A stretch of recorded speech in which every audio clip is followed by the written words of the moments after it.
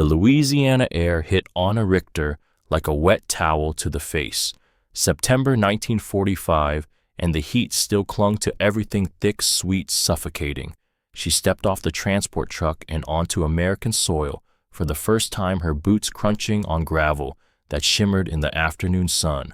Around her, 346 other German women did the same, squinting against the light breathing in air that smelled nothing like home. Pine, that's what it was, sharp and clean, mixed with something else, magnolia, maybe, though Anna had never seen a magnolia in her life. The scent was so foreign it made her stomach turn. Camp Ruston sprawled before them, wooden barracks arranged in neat rows, guard towers rising like skeletal fingers against a cloudless sky, and everywhere, barbed wire catching the sunlight. But it was clean, impossibly disturbingly clean. No mud, no shell craters, no bodies. An American corporal, couldn't have been more than 20, stood by the gate with a clipboard checking names. He was smiling. Anna stared. The boy was smiling. "Welcome to Camp Ruston," he said, his accent butchering the German names he tried to pronounce. "Y'all will be processed and assigned to your barracks. Any questions, ask your block leader." Y'all. Anna filed the word away, knowing she'd need to learn it, hating that she'd need to learn it.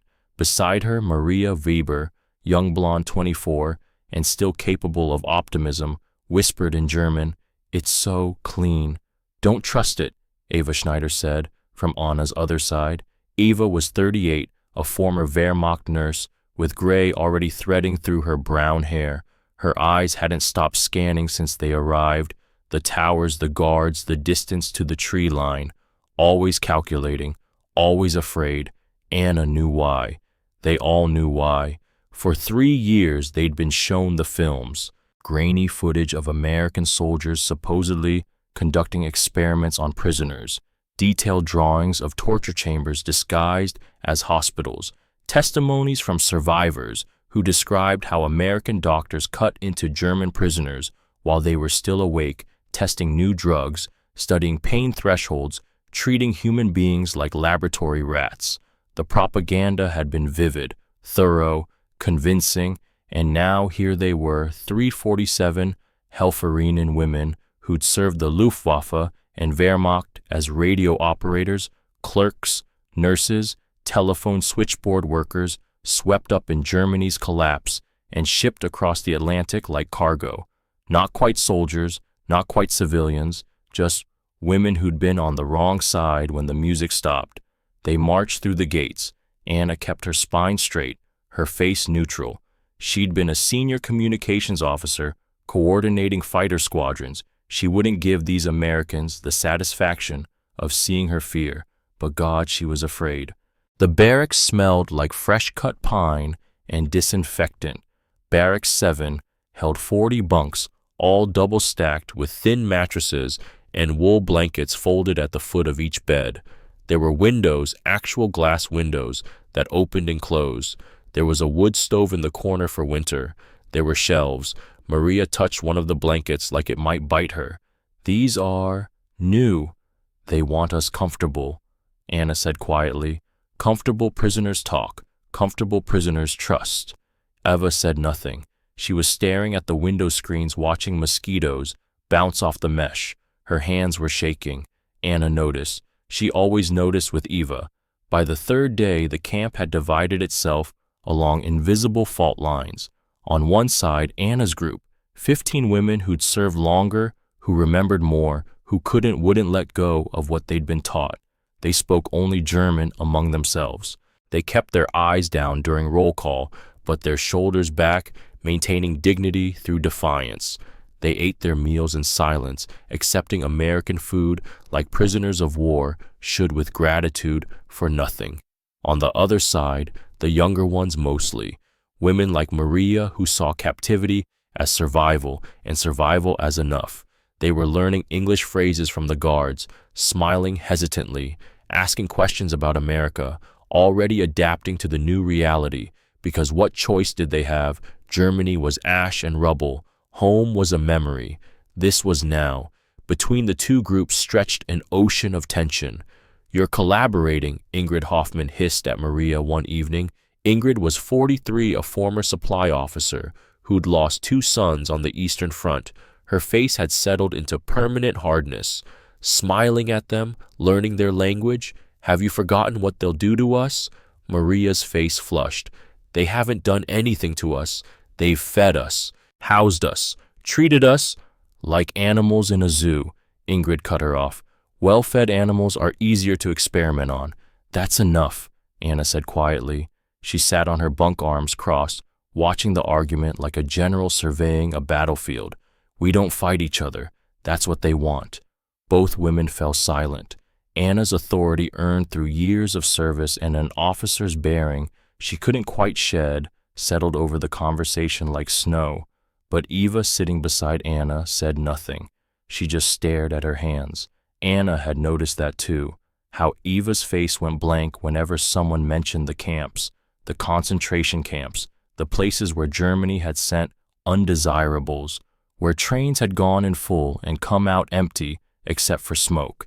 Eva had been stationed near Ravensbrück, a women's camp in northern Germany. She never talked about it, never explained what near meant, how near, how much she'd seen, how much she'd known. Anna didn't push. Everyone had secrets they'd carried out of Germany's collapse, secrets that grew heavier the further you got from home. That night, as crickets sang their alien symphony outside, Eva finally spoke. What if they were lying? Anna looked over. Who?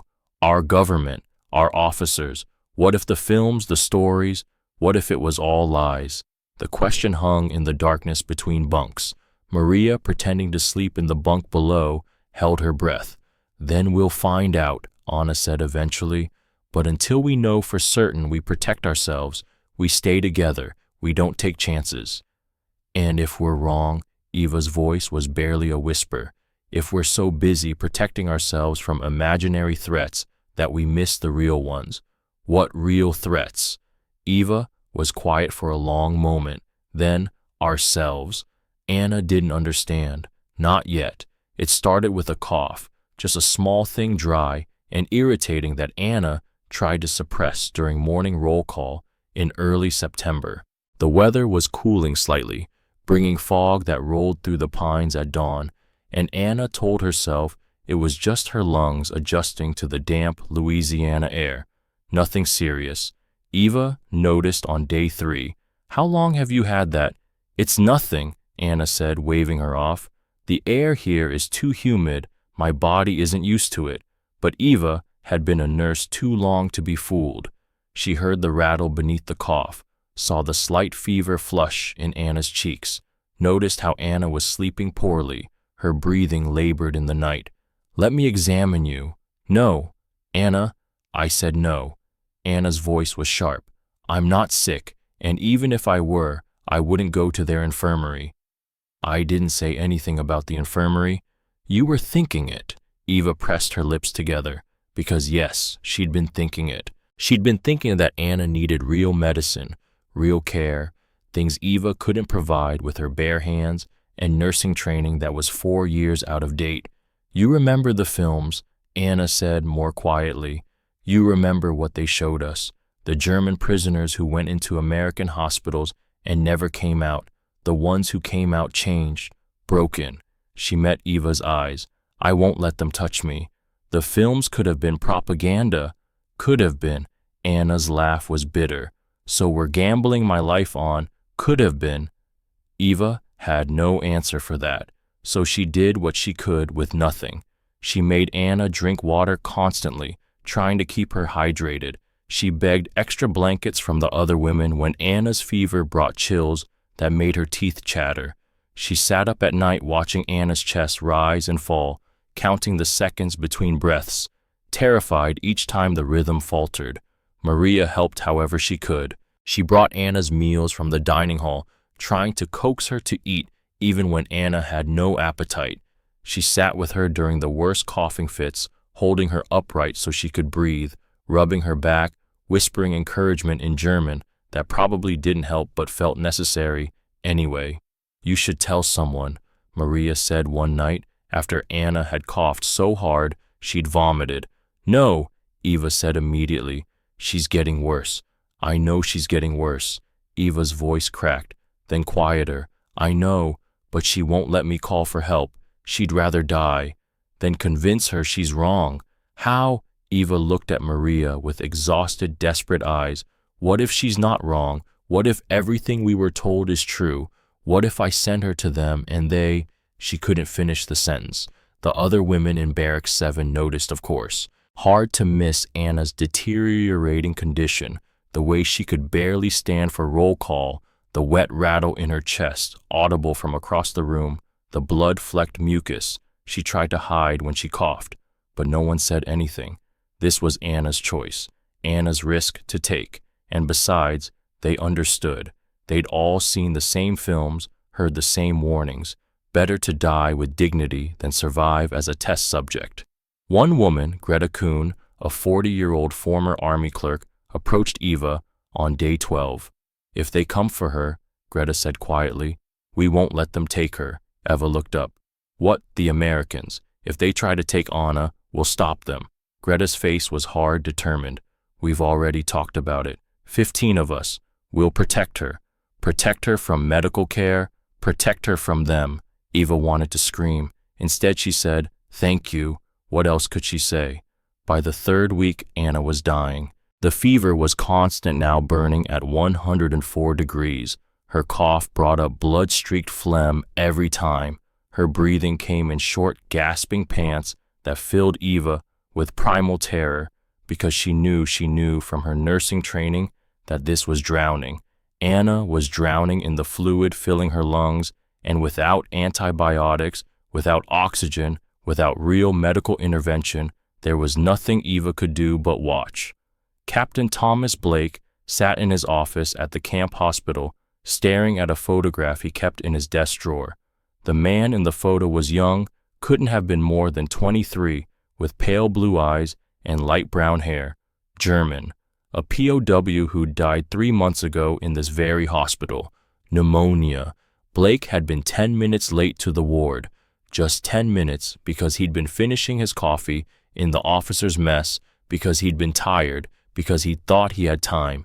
He hadn't had time. The young German had died alone, gasping for air, probably believing until his last breath that the American doctors had abandoned him on purpose, that they'd let him die as some kind of punishment or experiment or cruel joke. Blake had tried to save him, rushed in, started treatment, done everything right, but 10 minutes had been too long. The damage was done. He closed the drawer, now standing up, trying to shake off the weight of guilt that had settled into his bones like rain into soil. Outside his window, he could see the women's compound in the distance. 347 German women who looked at American soldiers the way deer looked at wolves. He'd taken an oath, first do no harm.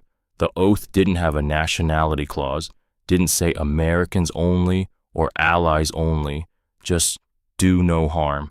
He'd failed that oath once. He wouldn't fail it again. Blake didn't know, as he stared out at Barrack 7, that he'd be tested on that promise within the hour. September 22nd, 1945, afternoon roll call. Anna stood between Eva and Maria, barely conscious. Her face was gray, her lips tinged blue from lack of oxygen. She swayed on her feet, held upright only by the 2 women flanking her, their arms linked through hers in what looked like casual friendship, but was actually desperate necessity. The American corporal, different one today, younger, less experienced, counted down the line. 55, 56, 57. Anna's knees buckled. Eva caught her, wrapping both arms around her friend's waist, taking her full weight. I've got you, she whispered in German. Just a few more seconds, hold on. But Anna wasn't holding on. Her head lolled forward, her body going slack. Eva looked up and met Maria's eyes over Anna's slumped form, and in that moment, they both knew this was it. The decision they'd been dreading, the choice they'd been avoiding. Call for help or watch their friend die. The corporal looked up from his clipboard. Everything okay there? Fine, Maria said quickly, her English heavily accented, but clear enough. She is just tired. The corporal looked unconvinced, but he shrugged and went back to counting. 58, 59. Roll call finished. Dismissed. Eva and Maria half-carried, half-dragged Anna back to Barracks 7. The other women parted silently to let them through their faces, reflecting the same terrible knowledge this was the end. They laid Anna on her bunk. Her breathing was a horrible rattling sound that made several women turn away. Her lips were turning from blue to purple. Her fingernails were the color of bruises. "We have to get help," Maria said. Her voice was shaking. "Eva, look at her. She's dying right now." "I know." "Then she made me promise." Eva's hands were clenched into fists. "She said she'd rather die. She said, I don't care what she said." Maria grabbed Eva's shoulders, forcing eye contact. "What if she's wrong? What if we just sit here and watch her die because we're too scared to ask for help, because we believed a lie?" They stared at each other. Around them, the other women in the barracks had stopped pretending not to watch. Everyone knew what was happening. Everyone understood the choice being made. Greta Kuhn stood up, then another woman, then another. 15 women, then 20, then 30, moving without discussion, without planning, forming a loose ring around Anna's bunk, a human wall. "If they come," Greta said quietly, "we protect her." Eva looked at them, these women who barely knew Anna, who had no reason to risk themselves for her, but who understood bone deep what it meant to be powerless in the hands of your enemies, real or imagined. Maria made the decision for all of them. She turned and ran, out of the barracks, across the compound, toward the guard station, screaming in broken English, "Help, Dr. Woman dying! Please help!" Behind her, in Barracks 7, Eva knelt beside Anna's bunk, put her ear to Anna's chest, found the heartbeat faint, irregular, but still there. Then Anna stopped breathing, just stopped. Eva's training took over. She tilted Anna's head back, pinched her nose, and breathed into her mouth.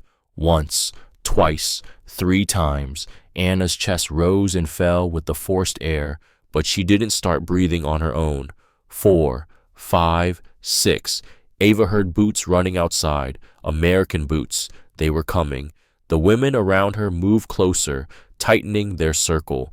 Someone picked up a broom. Someone else grabbed a metal cup.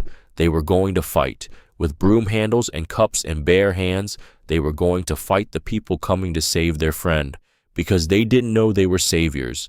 They only knew they were afraid. 7, 8, 9.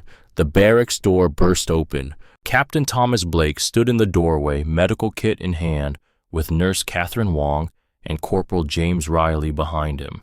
He was breathing hard from the run. He'd left his dinner half-eaten on the plate when the call came, and he saw 40 German women forming a human barrier around a dying patient. They saw 3 Americans coming to take their friend. For one terrible moment, no one moved. Then the screaming started. "Nicht anfassen, don't touch her. Sie stirbt, she's dying. Get away, leave her alone. We know what you do. Experiments, experimenti. We won't let you." Blake raised both hands, palms out. "We're here to help." "Liar!" someone screamed. Behind the wall of women, Blake could see someone performing CPR, could hear the wet rattle of fluid in lungs, could see between the gaps in the human barrier a woman's face turning from blue to purple to, "She needs oxygen," Blake said, loud enough to carry over the shouting. "She needs a breathing tube. She needs antibiotics. She needs help right now, or she will die in the next 5 minutes." He took one step forward. The women surged toward him, raising their makeshift weapons. Their faces were twisted with fear and fury and desperation. They were going to fight. They were going to die, fighting if they had to protect their friend from the people trying to save her life. Blake stopped, looked at Catherine. "We need to get through that wall."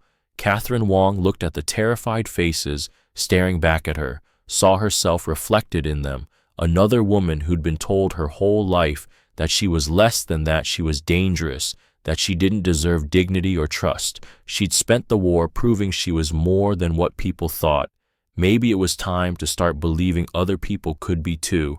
She set down her medical kit, raised her empty hands, and in the chaos, in the screaming, in the terrible countdown to death, she spoke one word, "Please." The word hung in the air like smoke after gunfire. Please. Catherine Wong stood 5 feet from the wall of German women, her hands still raised, her medical kit at her feet. She was small, barely 5 feet tall, and young enough that some of the German women probably had daughters her age. She didn't look threatening. She didn't look like someone from the propaganda films. She looked tired, scared, human. The screaming faltered, not stopped, just hesitated. Catherine tried again. She pointed to her medical kit, then mimed someone breathing easily.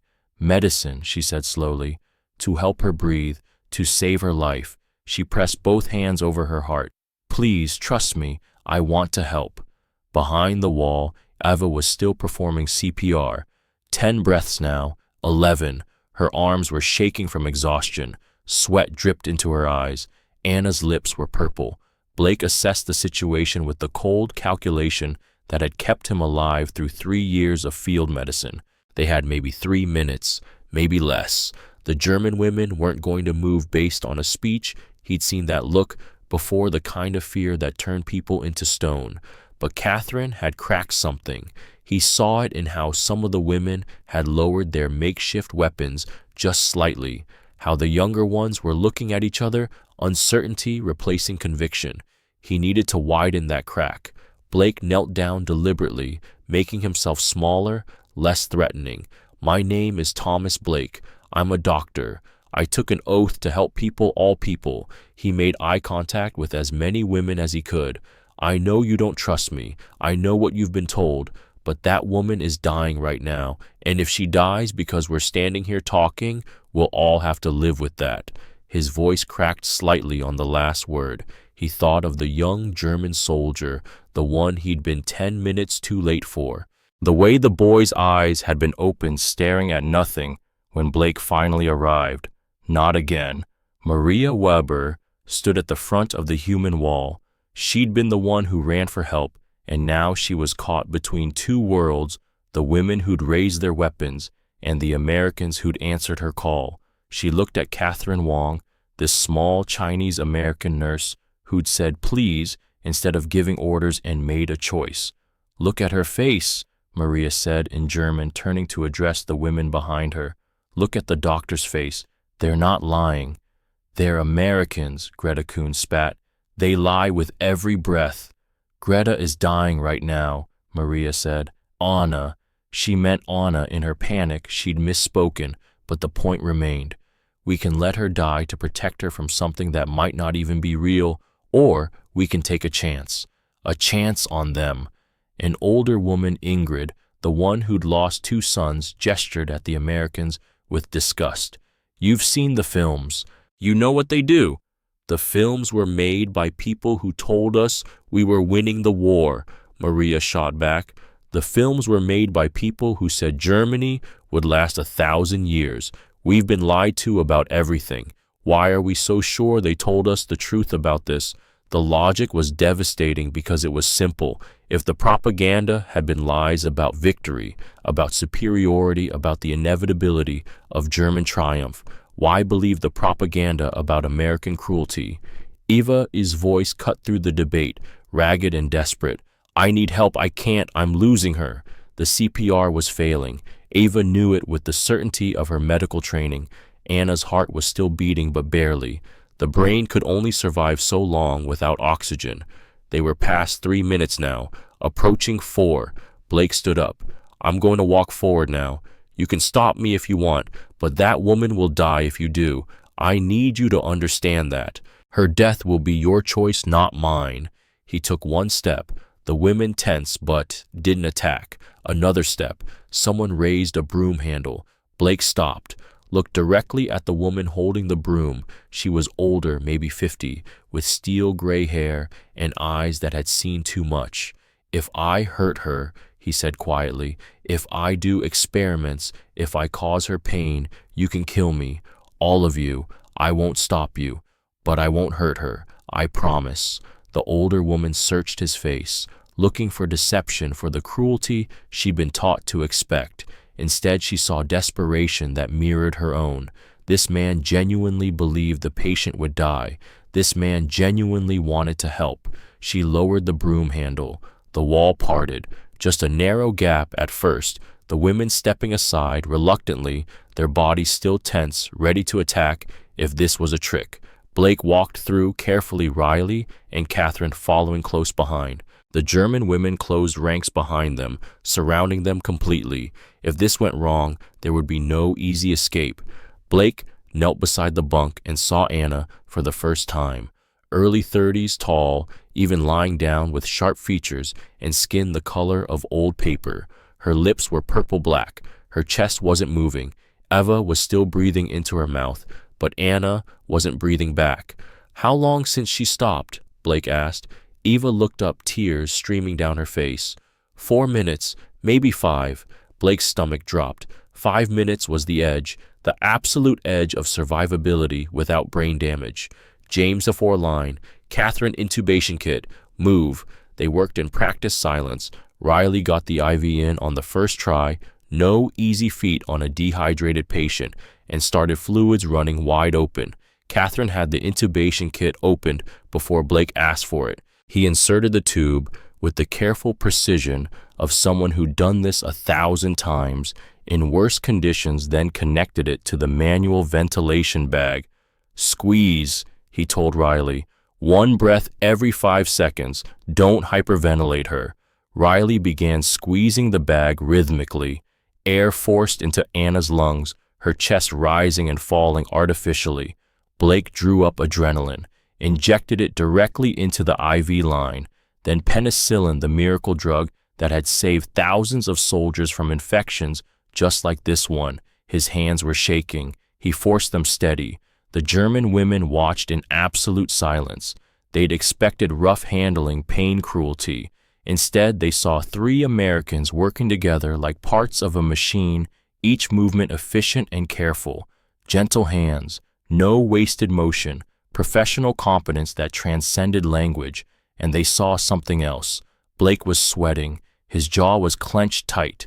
There was terror in his eyes, not the terror of being surrounded by hostile Germans, but the terror of watching a patient slip away. He was fighting to save Anna's life as desperately as if she were his own sister. 30 seconds passed. Blake had his fingers on Anna's carotid artery, feeling the pulse that was there but weakening. "Come on," he muttered. "Come on, don't do this. Not again. Don't you dare do this." Catherine glanced at him. She knew about the German soldier. Everyone at the hospital knew. Blake had worn his guilt like a hair shirt for 3 months. 45 seconds. Anna's color wasn't improving. The purple remained stubbornly fixed in her lips. Blake made a decision. "Catherine, prepare intracardiac injection. If her heart stops." Anna coughed. It was weak, more like a gag than a proper cough, but it was there. Her body's own reflex, her own attempt to breathe. "That's it," Blake said, his voice tight with barely controlled emotion. "That's good. Come on. You can do it. Breathe for me." Another cough, stronger this time. Anna's eyelids fluttered. Her fingers twitched. Riley kept squeezing the ventilation bag, but now, when he squeezed Anna's chest, moved a fraction more than the bag forced it to. Her own muscles engaging, her own lungs trying. The purple began to fade from her lips, slowly, impossibly slowly, but fading, turning from purple to blue to gray to pale pink. Blake watched the transformation and allowed himself one small moment of relief. She wasn't saved yet, not by a long shot, but she was alive. She was breathing. He looked up at Eva. "You did good. Keeping her alive this long with just CPR, you did real good." Eva's face crumpled. She'd been holding herself together through sheer force of will, and Blake's simple acknowledgement of her competence, his recognition that she was a nurse, not just a prisoner, shattered her control completely. She sobbed once hard, then pressed her hand over her mouth to stop herself. Maria grabbed her, held her, and started crying too. Around them, the other German women began to weep as well. The tension that had been holding them rigid broke all at once. Some sat down on the floor, their legs giving out. Others hugged each other. A few just stood there, tears running down their faces, unable to process what they'd just witnessed. Anna's eyes open, just slits at first, unfocused and clouded with fever. They darted around in panic, trying to understand where she was, what had happened, who these people were. Blake leaned into her field of vision. "You're okay. You stopped breathing, but you're okay now. I'm Captain Blake. I'm a doctor. You're safe." Anna's eyes fixed on him, on the tube in her throat, on the IV in her arm, on the American uniform he wore. Absolute terror flooded her face. She tried to pull away, tried to grab at the tube, her movements weak and uncoordinated, but driven by pure panic. "Anna," Eva moved forward, speaking rapidly in German. "Anna, it's okay. They saved you. They're helping. Please don't fight." But Anna was fighting. Even barely conscious, even dying, she was fighting against the Americans she'd been taught to fear. Blake made eye contact with Catherine. "Sedate her. 5 milligrams midazolam." "Wait," Eva started.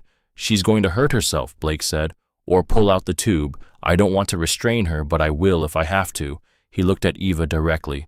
"I'm trying to help, but she has to let me." Eva spoke to Anna again, faster this time, desperate. Maria joined in. Between them, they managed to convey the essential truth.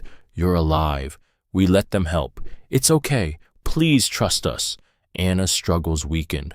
She looked at Eva, her friend, her fellow prisoner, the person she'd trusted above all others, and saw tears on Eva's face, saw relief, saw something that looked almost like hope.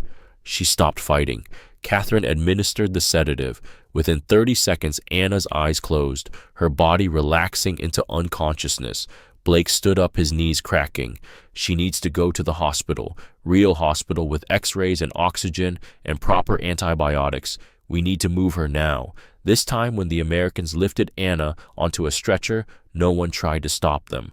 The German women parted silently, watching as the medical team carried their friend out of the barracks.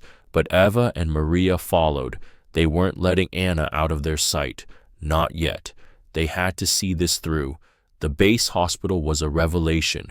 Eva had expected something dark, sterile, frightening. Instead, she saw a clean, well-lit facility with nurses moving efficiently between wards, with soldiers being treated and then sent back to duty, with everyone, staff and patients alike, treated with basic respect.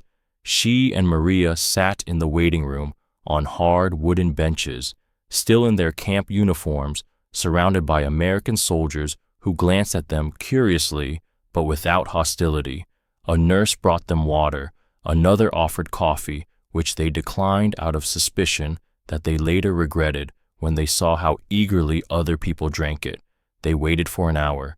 Then Blake emerged from the emergency ward, pulling off gloves, his face showing exhaustion but satisfaction. "She's going to live," he said. Maria translated for Eva, though Eva had understood the English. Both women started crying again. They'd cried more in the past 2 hours than in the past 2 years, but these were different tears: relief, joy, the impossible gift of a friend's survival. "The pneumonia is severe," Blake continued, "but we caught it in time. She'll need to stay here at least a week, maybe 2. Penicillin oxygen monitoring, but she'll recover." "Can we see her?" Maria asked. Blake hesitated. "She's sedated. She won't know you're there. Please." He studied their faces, these 2 German women who'd watched their friend nearly die, who'd made the impossible choice to trust their enemies. "Okay, but just for a few minutes." He led them to a small room where Anna lay in a real hospital bed with white sheets and a pillow. The breathing tube was still in place, connected to a machine that hissed and clicked rhythmically. IV lines ran into both arms. Her face was peaceful in sedation, the gray pallor fading as oxygen and medicine did their work. Eva approached the bed slowly, almost reverently. She reached out and touched Anna's hand. It was warm, alive. She looked up at Blake with tears streaming down her face. "Thank you," she said in halting English. "Thank you." Blake smiled, a small, genuine smile that reached his tired eyes. "You're welcome. Now, you 2 need to get some rest. Come back tomorrow. She should be awake by then." When Eva and Maria returned to Camp Rustin that night, they were mobbed with questions. What happened? Is Anna alive? What did the Americans do to her? Did they hurt her? Maria, stood on a chair in the middle of Barracks 7 and told them everything. She described the hospital, the machines, the medicine. She described the gentle way the doctors had handled Anna. She described Blake's face, the genuine concern she'd seen there, the desperation that looked exactly like her own. "They didn't hurt her," Maria said. "They saved her. We were wrong." She looked around at the 40 women staring up at her.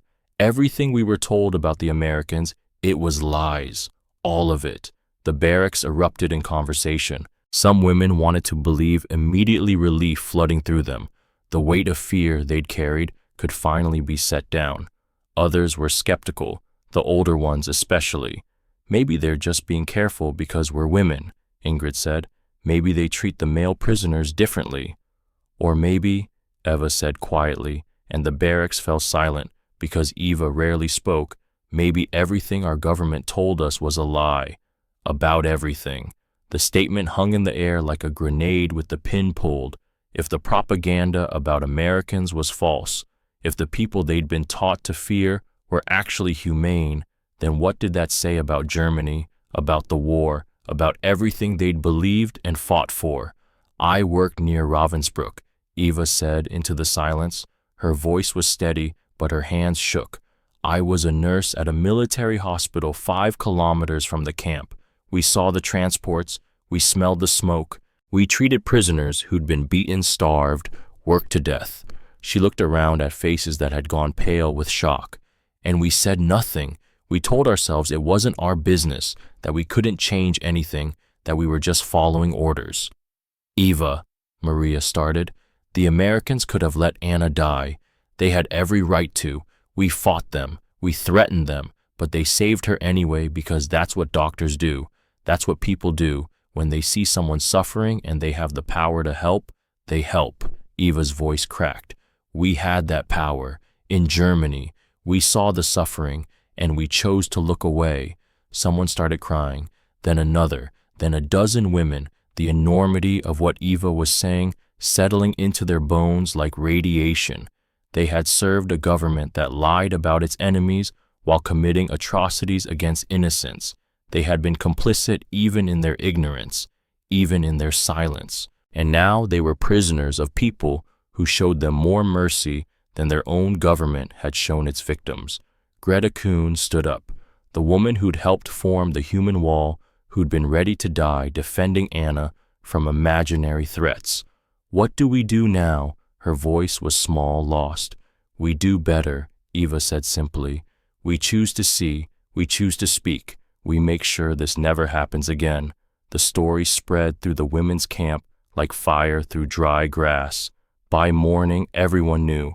The woman in Barracks 7 who'd nearly died, the American doctor who'd saved her, the German women who'd almost prevented the rescue because they believed propaganda over reality. Women started appearing at the camp infirmary with minor complaints, a cough, a sprained ankle, a headache that probably didn't need medical attention but provided an excuse to see for themselves were the Americans really, as the women from Barracks 7 described Catherine Wong, treated each one with professional courtesy. No experiments, no cruelty, just competent medical care and respect. Trust built slowly, person by person, interaction by interaction. The guards noticed the change. The German women who'd kept their eyes down now occasionally made eye contact. Some tried out English phrases, hesitant and awkward but willing. The hostility that had hung over the women's compound like fog began to lift. Not for everyone. A group of 15 women, Ingrid among them, refused to believe. They insisted this was an elaborate deception, that the cruelty would come eventually, that letting their guard down was exactly what the Americans wanted. "You're all fools," Ingrid said during one barracks argument. "They saved one woman to make us trust them. Wait until we need real help. Wait until it's life or death again. Then you'll see their true nature." Most of the women ignored her, but some still listened. Fear was a hard habit to break. In the male POW camp across the compound, word reached the German soldiers. "It's true," one asked a guard during work detail, "about the doctor saving one of the women." The guard, a corporal from Ohio, who was counting the days until he could go home, shrugged. Yeah, Doc Blake. He's like that, treats everybody the same. Why? The guard looked at the German soldier like he'd asked why water was wet. Because she was sick. Why else? The soldier had no answer.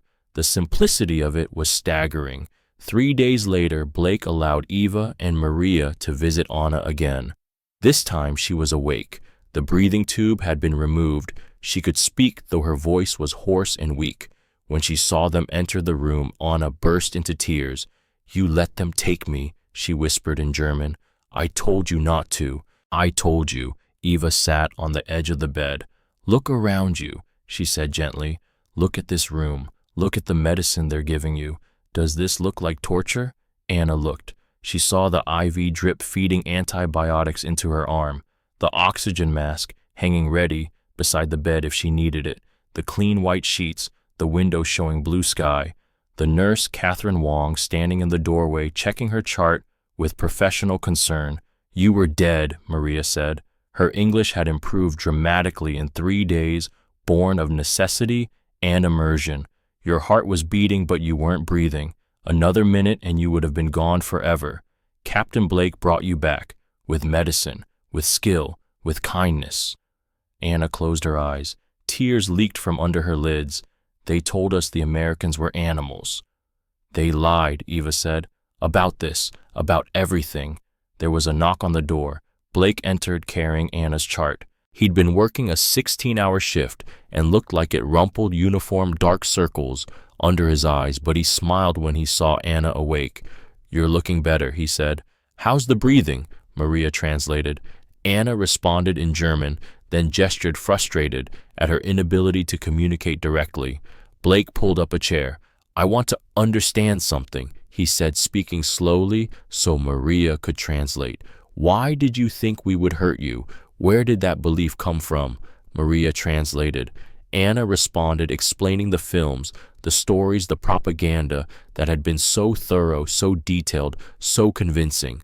Blake's face darkened as he listened.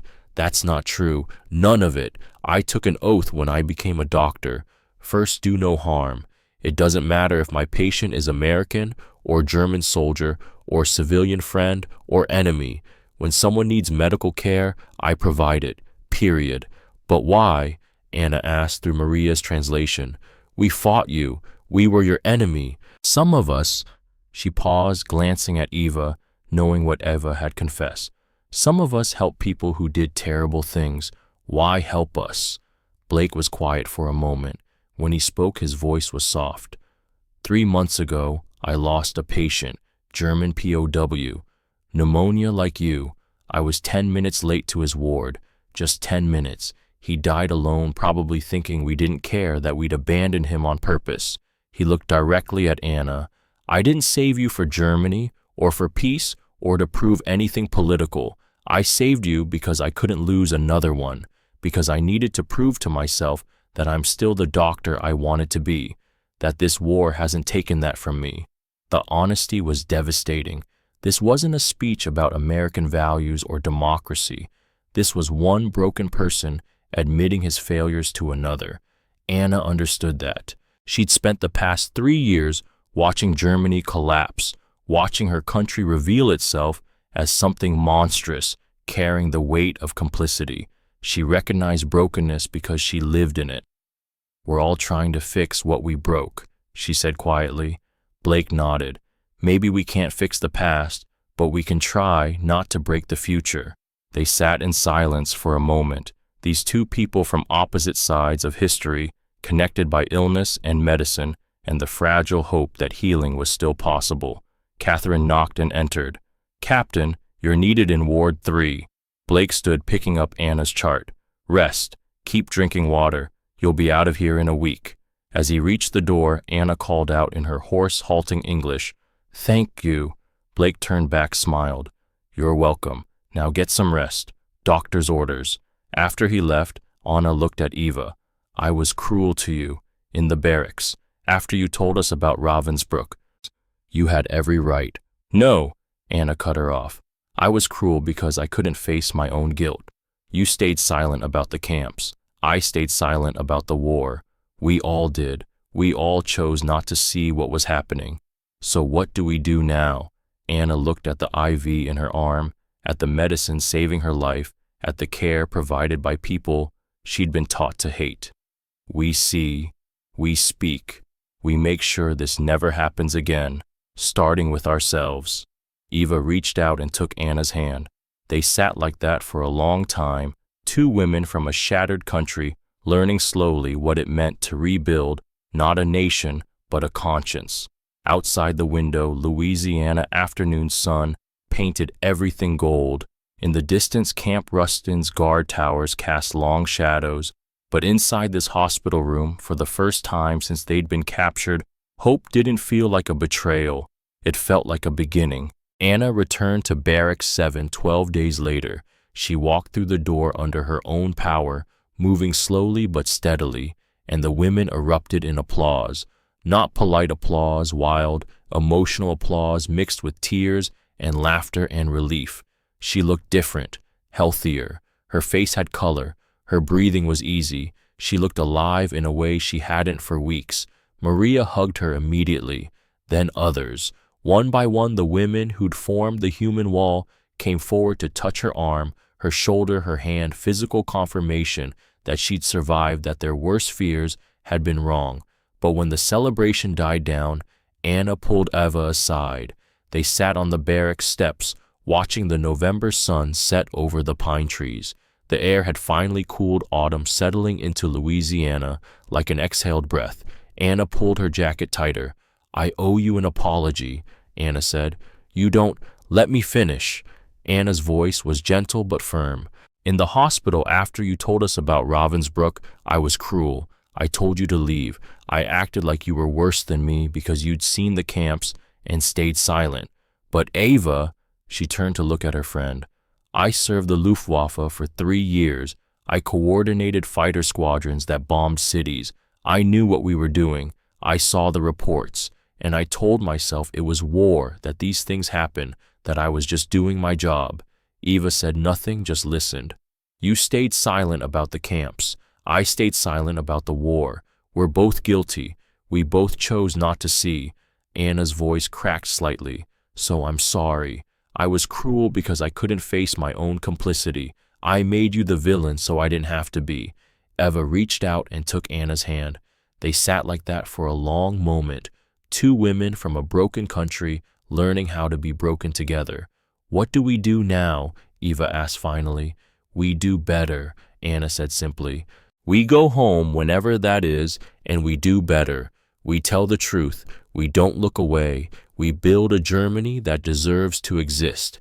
It sounded impossibly naive, sitting on barrack steps in a POW camp, but it was all they had. Hope, no matter how fragile, was still hope.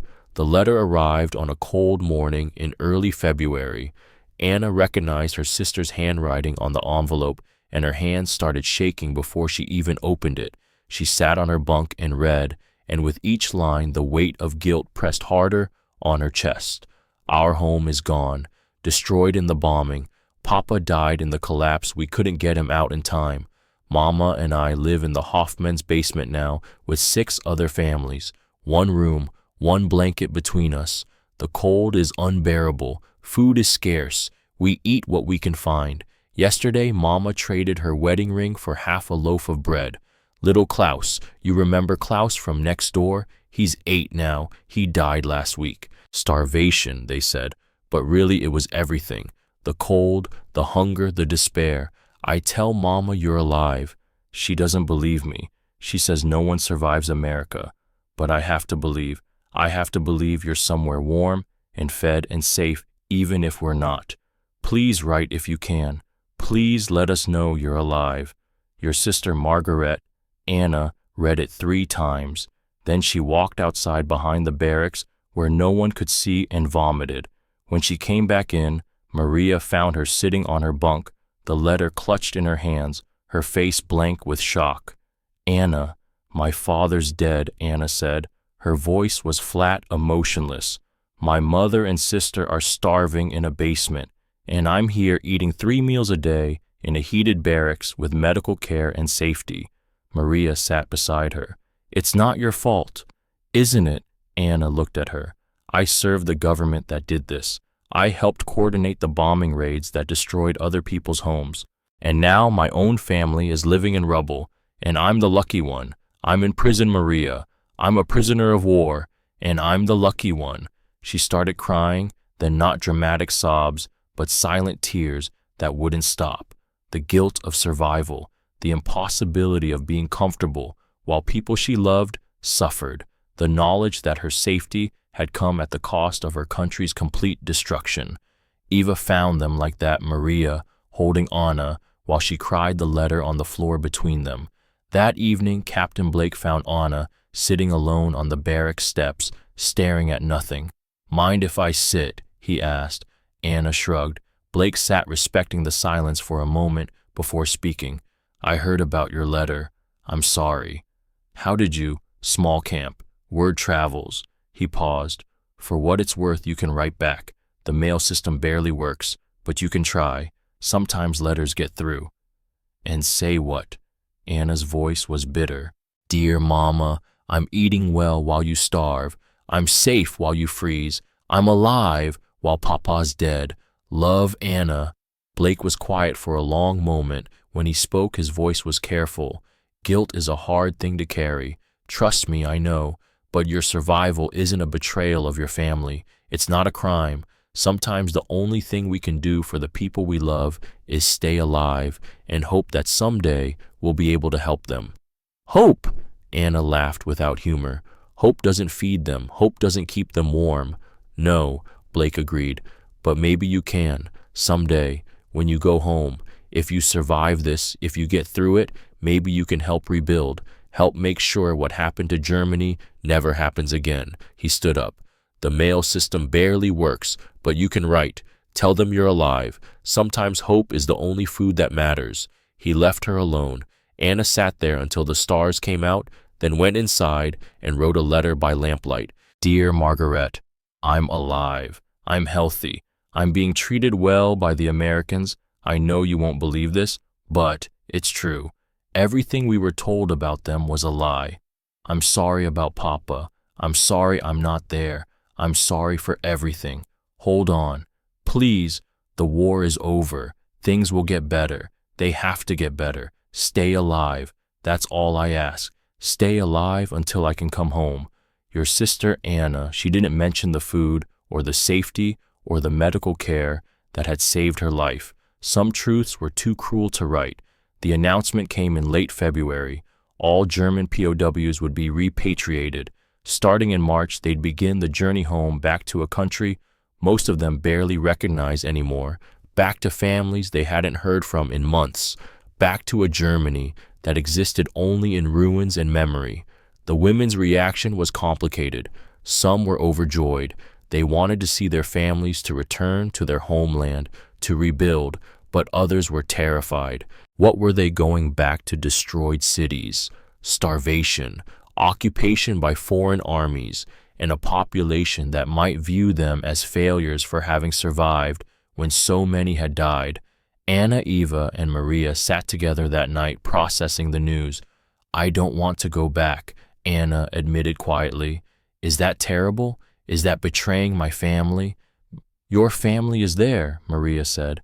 You have to go back for them. I know we have to go, but part of me... Anna trailed off, unable to finish the thought. Eva finished it for her. Part of you wishes you could stay here, where there's food and peace and people who treat us with dignity. Yes, Anna's voice was small, ashamed. That doesn't make you a traitor, Eva said. It makes you human. We're scared. We're allowed to be scared. They sat in silence, three women who'd survived a war, only to face the harder task of surviving the peace. The final weeks at Camp Ruston were bittersweet. The women prepared for their journey home, packing the few possessions they'd accumulated. The American camp administration provided care packages, chocolate soap, canned food, warm clothing, small gifts to help them survive the journey and the first difficult weeks back in Germany. Catherine Wong came to say goodbye to the women she'd treated. She moved through the barracks, shaking hands, accepting tearful hugs from women who'd once been terrified of her. When she reached Anna, she paused. "How are you feeling?" "Healthy," Anna said. "Thanks to you and Captain Blake. You're strong. You'll survive whatever comes next." Anna wasn't so sure, but she appreciated the confidence. "Catherine, can I ask you something?" "Of course. Your parents, the internment camps, how do you—" Anna struggled to find the words. "How do you still believe in America, in the ideals, after what they did to your family?" Catherine was quiet for a moment. "Because the alternative is cynicism, and cynicism doesn't build anything, it just tears things down." She looked at Anna directly. "America imprisoned my parents for being Japanese. That was wrong, unforgivable. But some Americans also fought to end that policy. Some Americans stood up and said it was wrong. The country isn't one thing, it's people choosing every day what kind of nation they want to be." She squeezed Anna's hand. "Go home. Build the Germany you want to exist. Be one of the people who chooses right even when it's hard." Captain Blake found Anna on her last evening at Camp Ruston. She was sitting on the barracks steps, her spot now, where she'd spent so many evenings processing everything that had happened. "Came to say goodbye," Blake said. Anna stood. They faced each other awkwardly, two people who'd shared something profound but had no cultural script for how to acknowledge it. "Thank you," Anna said, "for saving my life, for showing me we'd been lied to, for treating me like a human being when you had every reason not to." Blake shook his head. "I just did what any doctor would do." "No," Anna said firmly. "You did what a good doctor does. There's a difference." She paused. "You asked me once why I thought you would hurt me. Now I'll ask you, why did you help me? Really?" Blake considered lying, then decided Anna deserved the truth. "Because 3 months before I met you, I lost a German patient. I was 10 minutes late. He died alone, probably thinking we didn't care. I saved you because I couldn't lose another one, because I needed to prove to myself that this war hasn't turned me into something I'm not." Anna nodded slowly. "So we both needed saving. You just knew it first." They stood in silence for a moment. Then Blake held out his hand. "Take care of that lung. No more pneumonia." Anna shook his hand. His grip was firm, warm, steady. "I'll try." "And Anna, when you get back to Germany, when you're rebuilding, remember this. Remember that we were enemies, but we still treated each other as human beings. That's how peace starts, one person at a time." "I'll remember." They didn't hug, didn't make grand proclamations, just shook hands like two people who'd done difficult work together and survived it. It was enough. Berlin, November 9th, 1989. Anna Richter sat in her small apartment in West Berlin, watching television with her hands pressed over her mouth. On the screen, young Germans dancing on top of the Berlin Wall, swinging sledgehammers, chipping away at concrete that had divided their country for 28 years, laughing, crying, celebrating. The wall was falling. Anna was 67 now. Her hair was white. Her hands were wrinkled. But her lungs, the lungs that had once drowned in their own fluid, the lungs that Captain Thomas Blake had saved 44 years ago, still worked perfectly. She'd gone home in March 1946, found her mother and sister living in that basement, barely surviving, used the skills she'd learned and the care packages from America to help them through the first brutal year. Later, she'd worked as a translator for the American occupation forces, then as a teacher, always carrying with her the lesson she'd learned in a Louisiana prison camp, that the walls we build in our minds are stronger than any made of wire or concrete. She'd never seen Blake or Catherine again. She'd written letters but received no replies. The chaos of post-war Europe had swallowed most communication. She didn't know if they were alive, didn't know if they remembered her, but she remembered them. A reporter on TV was interviewing a young woman who just climbed the wall. "What does this mean to you?" "It means we can finally stop being enemies," the woman said, tears streaming down her face. "We can finally just be people." Anna touched her chest, feeling her heartbeat, the one Blake had fought so hard to keep going, still beating, still hoping. Her granddaughter Maria, named after Anna's friend who died in 1972, knocked and entered. "Oma, are you watching? The wall is coming down." Anna smiled. "I see. This is history. We're watching history." "Yes," Anna agreed, then quieter. "We're watching people choose to tear down a wall. That's always been possible. The wall only existed because we kept building it." Maria looked confused. "What do you mean?" Anna gestured for her granddaughter to sit.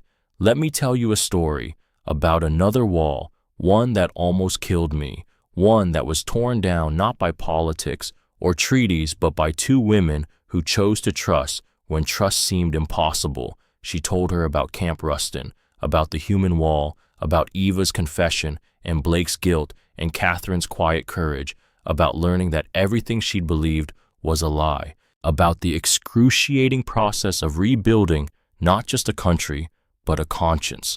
"The wall between East and West is concrete," Anna said, gesturing at the TV. "It took sledgehammers to break it, but the wall between us and them, between enemy and friend, that wall only exists if we keep building it, and we can choose any moment to stop."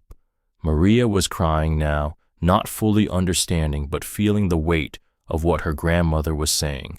On TV, the celebration continued, people who'd been divided for decades embracing, families reuniting, a nation slowly, painfully learning to be whole again. Anna watched and remembered the barracks, the fear, the moment the wall of women parted to let the doctors through, the choice to trust, the beginning of healing. She'd spent 44 years trying to build a Germany that deserved to exist, 44 years choosing to see, to speak, to refuse silence. It hadn't been enough, could never be enough to undo the past. But maybe it was enough to build a better future. On her bookshelf sat a photograph, the only one she had from Camp Rustin. Someone had taken it the day they left, all 347 women standing in front of the barracks. Anna could barely find herself in the crowd anymore, but she remembered exactly where she'd been standing, between Eva and Maria, together. Eva was gone now, died in 1978, still carrying the guilt of her silence, but having spent 30 years making amends through work with Holocaust survivors. Maria had died of cancer. Most of the women from Barrack 7 were dead, but what they'd learned, what they'd proven to themselves that survived, that fear could be overcome, that propaganda could be defeated, that enemies could become, if not friends, then at least people who refused to hate. Anna touched the photograph gently. "We tore down our wall," she whispered. "Now it's your turn." On television, young Germans continued their celebration.